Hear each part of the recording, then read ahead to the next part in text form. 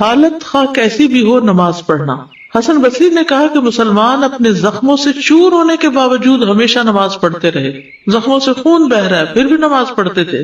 جابر بن عبداللہ سے بیان کیا جاتا ہے کہ نبی صلی اللہ علیہ وسلم غزوہ ذات الرقاع میں تھے کہ ایک شخص کو تیر لگا، اس میں سے خون بہا، لیکن اس نے رکوع اور سجدہ کیا اور اپنی نماز پڑھتا رہا، یعنی اس نے نماز نہیں چھوڑی۔ حالت مرض میں بھی نماز کی فکر کرنا۔ عبید اللہ بن عبداللہ بن عتبہ سے روایت ہے، انہوں نے کہا کہ میں عائشہ رضی اللہ عنہا کی خدمت میں حاضر ہوا اور عرض کیا، آپ مجھے رسول اللہ صلی اللہ علیہ وسلم کے مرض وفات کے متعلق کچھ بتائیں گی؟ عائشہ رضی اللہ عنہا نے فرمایا، کیوں نہیں۔ جب نبی صلی اللہ علیہ وسلم کی طبیعت بوجھل تھی تو آپ نے فرمایا، لوگ نماز پڑھ چکے ہیں، یعنی نماز ہو گئی؟ ہم نے عرض کیا، نہیں یا رسول اللہ، بلکہ وہ آپ کے منتظر ہیں۔ اس کے بعد آپ نے فرمایا، میرے لیے ایک ٹب میں پانی بھر دو۔ حضرت عائشہ فرماتی، ہم نے ایسا ہی کیا، چنانچہ آپ نے غسل فرمایا، پھر اٹھنے لگے تاکہ آپ لوگوں کے پاس نکلیں تو بے ہوش ہو گئے۔ جب ہوش آیا تو آپ نے فرمایا، کیا لوگ نماز پڑھ چکے ہیں؟ ہم نے عرض کیا، نہیں یا رسول اللہ، وہ تو آپ کے منتظر ہیں۔ آپ نے فرمایا، میرے لیے ٹب میں پانی رکھ دو۔ حضرت عائشہ کہتی ہے کہ آپ بیٹھ گئے اور غسل فرمایا، پھر جب آپ نے باہر نکلنے کا ارادہ کیا تو بے ہوش ہو گئے۔ اس کے بعد ہوش آیا تو آپ نے فرمایا، کیا لوگ نماز پڑھ چکے ہیں؟ ہم نے کہا، نہیں یا رسول اللہ، وہ آپ کے منتظر ہے۔ آپ نے فرمایا، میرے لیے ٹب میں پانی رکھ دو۔ ہم نے پانی رکھ دیا تو آپ بیٹھ گئے اور غسل فرمایا، پھر جب آپ اٹھنے لگے تو بے ہوش ہو گئے۔ پھر جب ہوش آیا تو آپ نے پوچھا، کیا لوگ نماز پڑھ چکے ہیں؟ ہم نے کہا، نہیں یا رسول اللہ، وہ آپ کے منتظر ہیں۔ لوگ عشاء کی نماز کے لیے مسجد میں بیٹھے نبی علیہ السلام کا انتظار کر رہے تھے۔ نبی صلی اللہ علیہ وسلم نے ابو بکر کے پاس ایک آدمی بھیجا اور حکم دیا کہ وہ لوگوں کو نماز پڑھا دیں۔ آپ کا بھیجا ہوا ان کے پاس آیا اور کہا، رسول اللہ صلی اللہ علیہ وسلم آپ کو حکم دے رہے ہیں کہ آپ لوگوں کو نماز پڑھائیں۔ ابو بکر چونکہ انتہائی نرم دل انسان تھے تو انہوں نے کہا، اے عمر، تم لوگوں کو نماز پڑھا دو۔ عمر رضی اللہ عنہ نے ان سے کہا، آپ اس کے زیادہ حقدار ہیں۔ چنانچہ ابو بکر نے ان دنوں لوگوں کو نمازیں پڑھائیں۔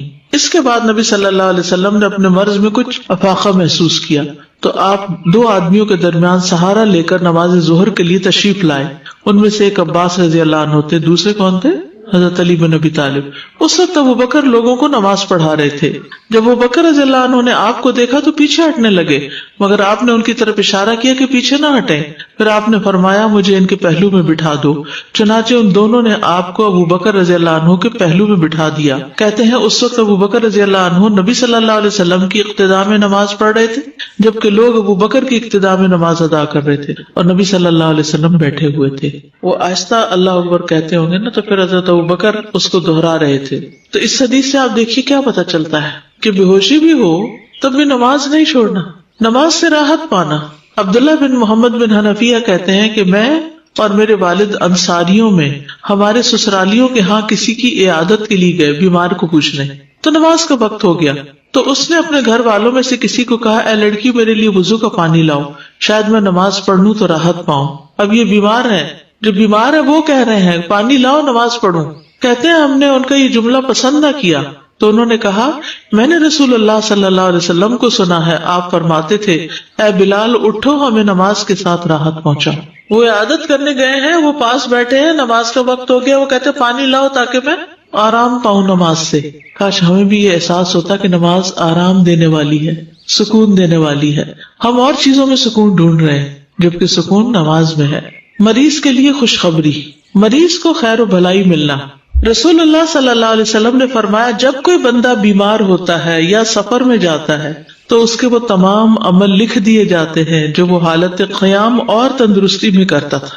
عبداللہ ابن عمر سے مروی ہے، کہتے ہیں کہ نبی صلی اللہ علیہ وسلم نے فرمایا، مسلمانوں میں سے جو بھی اپنی کسی جسمانی آزمائش میں مبتلا ہوتا ہے تو اللہ تعالیٰ اس کے محافظ فرشتوں کو یہ حکم دیتا ہے جو اس کی حفاظت کرتے ہیں، فرماتا ہے کہ میرے اس بندے کے ہر ایک دن اور ایک رات کے عوض میں اتنی ہی بھلائی لکھ دو جو وہ کیا کرتا تھا جب تک یہ میری اس پکڑ میں بندھا ہوا ہے، یعنی جب تک یہ اس بیماری میں ہے اس کے لیے وہ پچھلا سارا اجر لکھو جو یہ صحت کے زمانے میں کام کرتا تھا۔ سبحان اللہ، جو شخص جوانی میں عبادت کرتا رہے اگر بڑھاپے میں وہ ہمت نہ رہے تو اللہ تعالیٰ بڑھاپے میں بھی اس کا اجر دیتے رہیں گے۔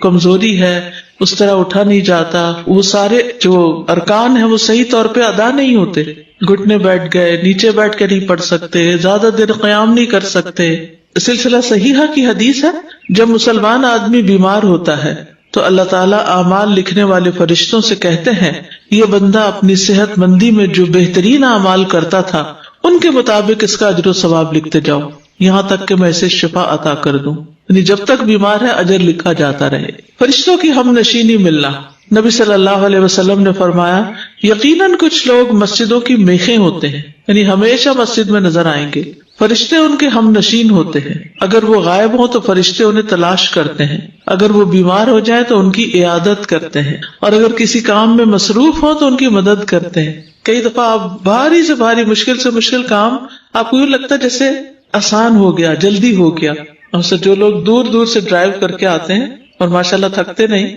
لیکن مسجدوں کی میخیں بننے والی بات ہے نا، استقامت اختیار کرتا ہے نا جب ایک انسان۔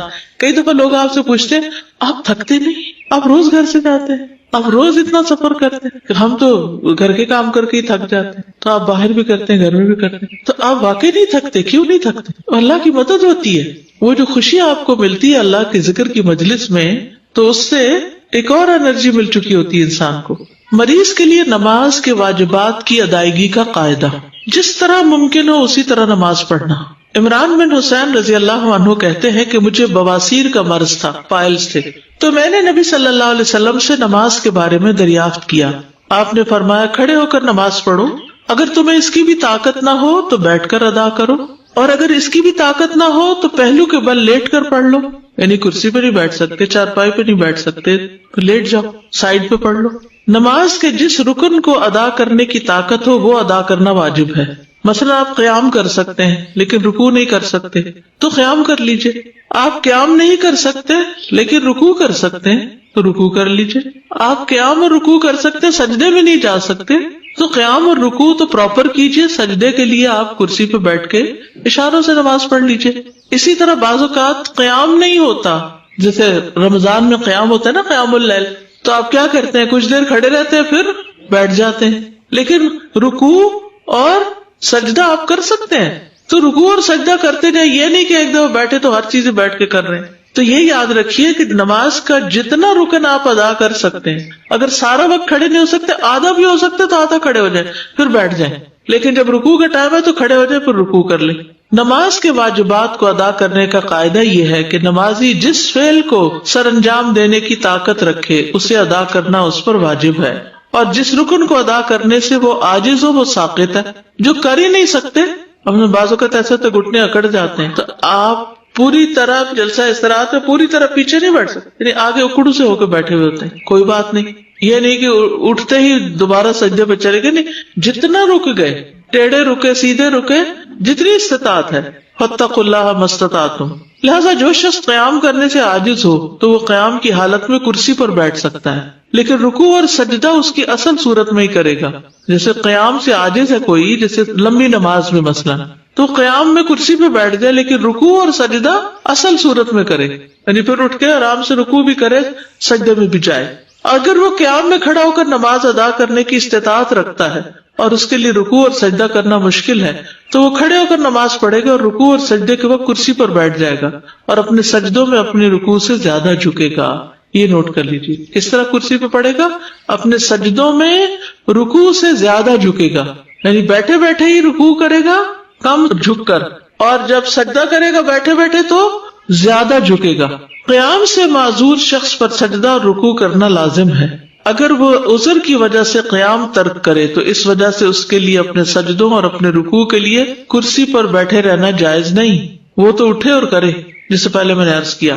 علقمہ بن وقاص سے روایت ہے، انہوں نے کہا میں نے عائشہ رضی اللہ تعالی عنہا سے پوچھا جب رسول اللہ صلی اللہ علیہ وسلم بیٹھ کر 2 رکعتیں پڑھتے تو کیا کرتے تھے، جب بیٹھ کے نماز پڑھتے تھے تو کیا کرتے تھے؟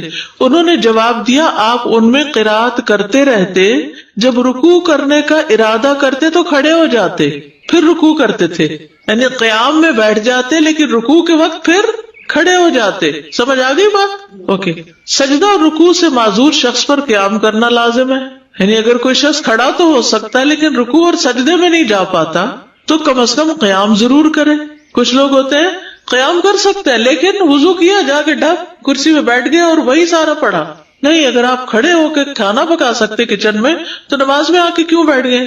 پھر وہ کبھی کہتے ہیں کہ ہمارے لیے بیٹھنا اٹھنا مشکل تو ہے لیکن اجر بھی ہے. صبح فجر کے وقت بیڈ سے بھی تو اٹھتے ہیں نا ہم. پھر اسی طرح یہ ہے کہ کرسی کو پکڑ کے اٹھ جائیں اگر ویسے نہیں اٹھ سکتے. ویسے بھی تو نماز کے لیے ٹیک لگا کے اٹھتے ہیں نا ہاتھوں کی، ٹھیک ہے نا. تو فاتقوا اللہ ما استطعتم، جتنی استطاعت ہے اتنا کام کرتے جاؤ. اگر وہ رکوع اور سجدہ اصل صورت میں ادا کرنے سے معذور ہے تو اس وجہ سے اس کا قیام کو چھوڑنا اور حالت قیام میں کرسی پر بیٹھنا جائز نہیں. کچھ قیام بیٹھ کر، کچھ قیام کھڑے ہو کر کرنے کی اجازت ہے.